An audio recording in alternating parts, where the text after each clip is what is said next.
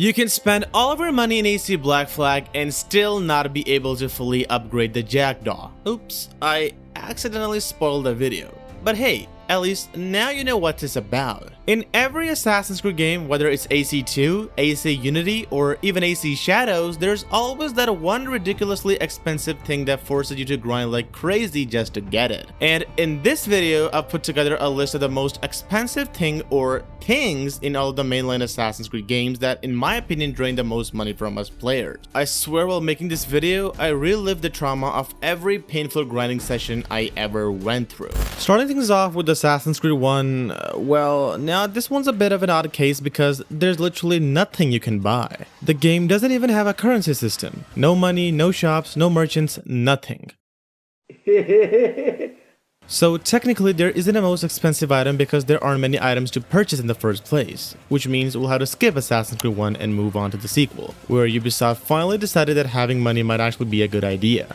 AC2 is where the series finally introduces money. You can earn florins by looting enemies, opening chests, or if you want to play the long game, investing in the Villa Auditore and collecting its income over time. And once the game starts handing you money, it also gives you plenty of ways to burn through it. The most expensive purchases are spread across different categories like weapons, armor, and assets. So let's go through each one. Starting with weapons, there are a few expensive options, but nothing comes close to the Sword of Altair. You unlock it after collecting every assassin seal, and once it's available in shops, it'll set you back a whooping 45,000 florins. And that's with a 10% discount. Without it, you're looking at a clean 50,000 florins. To put that into perspective, that amount is enough to pay for roughly 2/3 of the upgrades for Villa Auditore. Speaking of the villa, it's easily one of the smartest investments in the entire game. Every renovation increases its value, boosts the income you receive from it, and even unlocks extra perks like cheaper shop prices. But none of that comes cheap. If you fully upgrade every part of Villa Auditore, you'll end up spending roughly 91,000 florins in total. That's the biggest investment you can make in Assassin's Creed 2, as it pays for itself eventually, but the upfront cost is absolutely massive. As for the armor, the most expensive set is the Messaglia's armor, which costs around 75,000 florins for the complete set. So while the Sword of Altair takes the crown for the most expensive weapon, and the Messaglia's armor dominates its own category, still the single most expensive thing you can spend your money on in the entire game is Villa Auditore, because that much amount is backbreaking. Brotherhood takes everything Assassin's Creed 2 introduced and expands on it. There's more to buy, more ways to spend your florins, and for the first time, money alone isn't always enough. Some of the best gear also requires rare crafting materials, making those purchases even more harder to obtain. Just like before, let's break it down by category as well. Starting with weapons, the most expensive one is once again the Sword of Altair. If you played Brotherhood, this probably doesn't come as much of a surprise. This time though, it'll cost you around 35,000 florins, making it the single most expensive weapon in the game. But Brotherhood's biggest change isn't the weapons, it's what replaced Villa Auditore. Instead of upgrading a single estate, you're now investing in the entirety of the city. You can purchase shops, renovate bridges, restore aqueducts, and even buy famous landmarks. It's basically Assassin's Creed version of raising a real estate monopoly, which brings us to the most expensive property in the game. You know that the game takes place in Rome, right? So when you think of Rome, what's the first landmark that pops into your head? Exactly, the Colosseum. Restoring it costs roughly around 46,000 florins, making it the single most expensive structure you can invest in. It's definitely a hefty price tag, but it's also one of the best long-term investments since it helps generate even more income. Now let's talk about the armor. And this is where things get a little interesting. Before you unlock the legendary armor or Brutus, the most expensive set you can actually buy is the Sunfur armor. I don't even know if I pronounced it right, but even the name itself sounds expensive. Anyways, the full set costs around 35,000 florins, the same as the Sword of Altair, but that's only half the battle. You also need a bunch of rare crafting materials, and unlike money, you cannot just farm them consistently. Most of them come from chests, and whether you get what you need is largely down to luck. I still remember replaying the same memory over and over again, probably 20 or 30 times, just hoping the game would finally drop the materials I was missing, because it was completely luck-based, and for the first time I can say money cannot buy everything. So if we're judging purely by florins, the Colosseum is Brotherhood's biggest purchase. But if we're talking about the overall investment, I'd give it to the Sissenhofer armor because spending money is one thing, grinding for RNG materials on top of that is a whole different level of experience. When it comes to economy, Revelations isn't all that different from Brotherhood. The overall system is pretty much the same, although the game does make a few things less of a grind. Rare crafting materials aren't nearly as much of a headache anymore, so figuring out what's actually the most expensive purchase is a lot more straightforward. Oh, and for the first time, price tags exceed hundreds of thousands. Maybe because it's Turkish currency, meh. Anyways, now you'd probably expect it to be a weapon or one of the city's landmarks. Weapons are definitely expensive, but compared to what's coming up, they don't even stand a chance. Let's start with the landmarks. Just like Brotherhood, you can invest in properties across the city, and some of them are ridiculously expensive. The most expensive one is none other than the Hagia Sophia, which costs exactly around 106k Okje. At that point, you'd probably think, well, that's got to be the most expensive thing in the game. Well, not quite. Revelations introduces collectible books, and for some reason, these things are absurdly expensive. The single most expensive book costs around 107k Okje, which is only a little more than Hagia Sophia, but just enough to steal the crown. What's even crazier is that if you decide to buy every collectible book in the game, you'll end up spending well over 400k Okje, and that's an insane amount of money for, books. The worst thing is that they're completely useless. You're basically spending your life savings just to fill up your bookshelf, and I genuinely remember reaching a point where I had to start pickpocketing people just so I could afford all of them.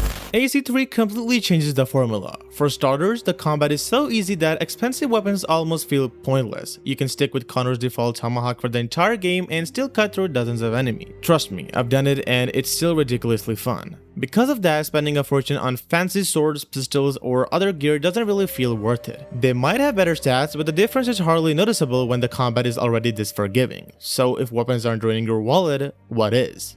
The answer to that is the Aquila. This is the game that laid the groundwork for the naval gameplay we'll later get in Black Flag, so it makes perfect sense that the ship ends up being your biggest investment. And when I say investment, I mean every part of it. You're upgrading the hull, the cannons, the swivel guns, the heat shot, basically everything. And by the time you fully upgraded the Aquila, you'll have spent roughly around 104,000 pounds. That's more than any weapon, outfit, or individual item in the entire game. The difference is unlike some of the previous games. The money actually feels well spent. Some of the naval missions can become a pain in the ass if you've ignored your upgrades. So putting your money into the Aquila is something you will genuinely benefit from throughout the game. So there's really no competition here. The Aquila is easily the most expensive thing you can buy in AC3. If you thought AC3 made you spend way too much on your ship, Black Flag takes that idea and cranks it up to 11. I mean, the entire game revolves around being a pirate and you're constantly sailing, hunting ships, boarding them, and making money. So naturally, the game also gives you plenty of opportunities to spend every last rail you've earned. Now, I could just say the Jackdaw is the most expensive thing in the game and move on, but come on. This isn't that kind of video. Black Flag has two major money sinks, and both deserve a mention. Let's start with the obvious one, the Jackdaw. At this point, it's basically the second main character. You're on that ship more than you're on land, so upgrading it almost feels important than upgrading Edward himself. I mean, Edward can take care of himself, so leave him there. The Jackdaw has upgrades for pretty much everything. The hull, the cannons, heavy shots, swivel guns, ram, mortars, you name it. Most of these have multiple upgrade levels and each one gets more expensive than the last. But the real grind starts once you reach the final upgrades. Money alone isn't enough anymore. You also need elite plans and rare materials, meaning you first have to unlock the diving bell, hunt down shipwrecks, find the plans, gather the resources, and then pay for the upgrade. So by the time you fully maxed out the Jackdaw, you're looking at a total cost of roughly 274,000 reals, and that's not cheap. The second major investment is Edward's hideout, the Great Inagua, and as you renovate it, the place slowly comes to life with new buildings and upgrades, making it feel like a proper pirate hideout instead of an abandoned island. And you know what's the best advantage of renovating it? You get hoes. It'll cost you around 90,000 reals to fully renovate it, which is still a massive investment and easily the most expensive thing you can spend money on. But hey, it's worth every single penny because we're getting hoes. Anyways, compared to the Jackdaw, it doesn't even come close. So the winner here is pretty obvious. The Jackdaw is without question the biggest money sink in Black Flag. Now as for Rogue, we can keep this one pretty short because it follows Black Flag's formula almost to the letter. The Morrigan is once again your biggest investment and fully upgrading it will cost somewhere in the region of 250k pounds, making it comfortably the most expensive thing you can buy in the game. On land, Rogue doesn't have anything like Great Inagua, but it does bring back renovations. The most expensive one is restoring a ruin which costs around 20,000 pounds. That's still a decent chunk of money, but compared to what you'll spend at the Morgan, it's barely a dent in your wallet. Unity takes things back to the classic Assassin's Creed formula. You're once again exploring a massive city, making money on foot and spending it on properties, gear, and pretty much anything that helps Arno survive the streets of Paris. This time, Arno owns the Café Théâtre, and on top of that, you can purchase and renovate several social clubs across the city. The most expensive one is the Café des Invalides, I think my French is getting pretty good, which costs around 10k livres. If you fully renovate the Café Théâtre and buy every social club available, you will end up spending somewhere between 80 and 100k livres. At first glance, that sounds like the biggest investment in the game, but no my friend, it isn't even close. Unity completely changes the economy with its tiered gear system, and this is where the numbers start getting ridiculous. The best weapons in the game are the legendary ones like the Heavy Falchion, which costs a whooping 125k livres. Think about that for a second. A single weapon costs more than renovating every property you own across Paris, but even that isn't the most expensive purchase. Unity also has legendary clothing, and if you want the absolute best stats, you will need a full set. Each legendary gear piece costs around 125k livres, and since Arno has 5 equipment slots, this includes your hood, chest, bracers, belt, and breeches. And a complete outfit alone comes close to 625k livres. Damn, that's a lot. Now throw in one of those legendary weapons and your total endgame loadout jumps to roughly 750,000 livres. So unlike the previous games where the biggest money sink was usually a mansion, a landmark, or a ship, Unity's most expensive purchase is Arno himself. Syndicate takes us from the rooftops of Paris to the smoke-filled streets of Victorian London. And just like the setting itself, the economy revolves around industry, gangs, and taking control of the city. This time, however, you're playing as both Jacob and Evie Fry, so naturally you'll be buying weapons and gear for 2 assassins instead of 1. The best weapons in the game, like the world's greatest cane sword and the Master Assassin's Kukri, cost exactly 10k pounds each. The same goes for the highest tier gear pieces, including items like the Aegis Cloak, and at first glance, that sounds pretty expensive, but compared to what's coming next, it's basically pocket change. Syndicate's biggest money sink is your own gang, the Rooks. It sounds ridiculous, but it's true. Throughout the game, you can invest in a huge upgrade tree that makes your gang stronger. It unlocks better black market perks, gives you cheaper shop prices, and helps you tighten your grip over London. Of course, Ubisoft couldn't make it that simple. A lot of the later upgrades don't just require money, they also need crafting materials like silk, metal, and chemicals, meaning you'll spend a good chunk of your time hijacking cargo boats and robbing trains just to gather everything you need. Some of the final upgrades like City Takeover and the highest black market perks each cost 10k pounds, but the real cost isn't any single upgrade, it's buying all of them. And by the time you fully upgraded the Rooks, you'll have spent well over 200k pounds. If we're looking at the biggest investment in the entire game, it's easily building the Rooks into London's most powerful gang. Origins completely reworked the formula by turning Assassin's Creed into an RPG, and with that came a completely different economy. The whole system is much more scaled down, which honestly makes sense considering the game is set in 43 BCE. Because of that, there aren't many huge purchases to make, because most of your money ends up going towards weapons, outfits, mounts, and upgrading your gear. If we look at the categories individually, the most expensive mount you can buy is one of the legendary horses, costing around 5,000 drachmas from the stable. Now, compared to the previous games, that sounds ridiculously cheap. But remember, Origins has a much smaller economy. Earning a few thousand drachmas actually takes a decent amount of time, so 5,000 isn't as insignificant as it looks. Since Origins is an RPG, you're constantly replacing your gear or paying to keep your favorite weapons upgraded to your current level. And those upgrade costs keep increasing as Bayek gets stronger. Upgrading a single legendary weapon or shield can easily cost somewhere between 6k and 10k drachmas, and that's just one piece of the equipment. Now remember, Bayek carries 2 weapons, a shield and a bow. If you're the kind of player who likes keeping all of your favorite legendary gear at your current level, you'll burn through tens of thousands of drachmas before you even realize it, which is why I don't think there's one definitive most expensive weapon in Origins. They're all expensive. But there's one purchase that never stops draining your wallet, the Heka chest. For 3,000 drachmas, you get a random reward with a chance of receiving a legendary item. Again, I repeat, a chance, not guaranteed. You could get exactly what you're looking for on your first try or spend hundreds of thousands of drachmas chasing that one weapon that just refuses to drop. It's just like gambling before Ubisoft decided to make gambling controversial. So if we're talking about the single biggest money sink in Origins, I'd have to give it to the Heka chest. Where Origins kept things fairly straightforward, Odyssey takes that foundation and expands on it in almost every way. It's still an RPG at heart, but this time the game gives you a lot more ways to spend your money on, and there's a much clearer distinction between what's cheap and what's painfully expensive. Since it's an RPG, you're obviously spending a fortune on gear and upgrades throughout the game, but two systems stand out above everything else. The first one is loadouts. If you've played Odyssey, you'll know exactly how useful these are. Imagine you're sneaking through a fort with a full assassin build and suddenly you get spotted. Instead of opening your inventory and swapping every single armor piece by piece, you can switch to an entirely different build with a single button. It's one of those features you don't think you need until you unlock it. The first loadout is free, but every additional one gets exponentially more expensive. Your second costs 5,000 drachmi, the third 20,000, the fourth jumps all the way to 100,000, and then Ubisoft completely loses the plot. Because the fifth and final loadout costs a fucking 2 million drachmi. 2 fucking million. In a game where quests don't exactly reward you with large amounts of money, paying 2 million just to unlock another gear preset is absolutely insane. But somehow, that still isn't the most expensive thing in the game.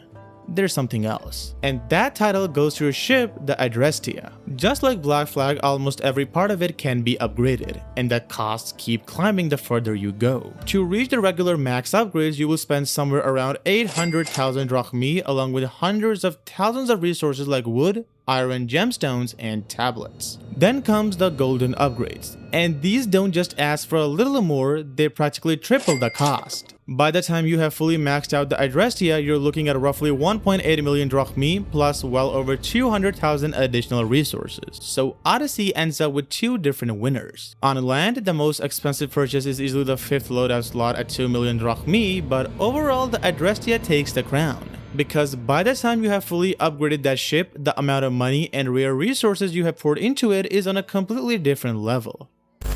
Valhalla tones down the RPG mechanics quite a bit. Unlike Origins and Odyssey, gear doesn't have fixed prices anymore. Most weapons and armor are found through exploration, and instead of constantly buying better equipment, you're upgrading the pieces you already own. The longship gets the same treatment. Sure, you can customize its appearance, but unlike the Jackdaw or the Adrestia, there aren't any expensive combat upgrades. Instead of encouraging you to spend money, the game pushes you to explore. If you want better gear, you'll need carbon, nickel, and tungsten ingots, and the only reliable way to get those is by raiding monasteries, opening chests, and clearing regions.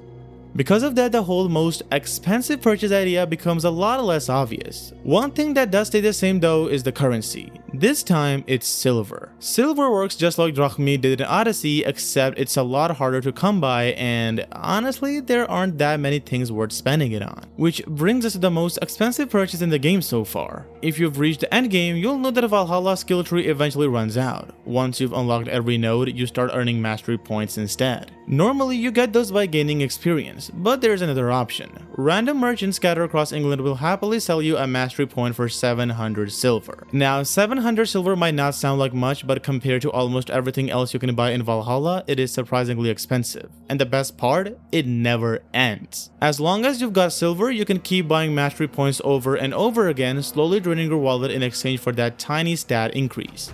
In comparison to Valhalla and the other RPGs, Mirage scales the economy back even further. The game still borrows a few RPG elements, but when it comes to money, everything feels much more grounded. Which makes sense considering it's set in 9th century Baghdad, where the currency is dirham instead of the absurd amounts of drachmi or silver we were throwing around in the previous games. Now, there are things like services and bribes, but those require tokens rather than dirhams, so I don't really count them here since we're only looking at purchases that actually cost money. And that leaves us with weapons, dyes, and outfits. And the most expensive outfit in the entire game is the Far East Merchant outfit, which costs 500 dirhams. For that price, you get the complete armor set along with some decent perks. Although, if I'm being very honest, I don't think the perks are anything special. I feel like most players, including myself, only bought it for the sake of completion because, let's be real, Basim's Master Assassin robes are still the outfit most people end up wearing. There is a neat little trick to reduce the payments though. If you use the Khidma tokens, you can unlock a permanent 30% discount at every merchant, bringing the outfit's price down from 500 to just 350 dirhams. And that discount applies to pretty much everything else you buy from shops as well. Outside of that, dyes are probably the next most expensive cosmetic purchase. Overall though, Mirage is surprisingly lenient. But for the sake of this video, the Far East merchant outfit takes the crown as the single most expensive purchase you can make with dirhams.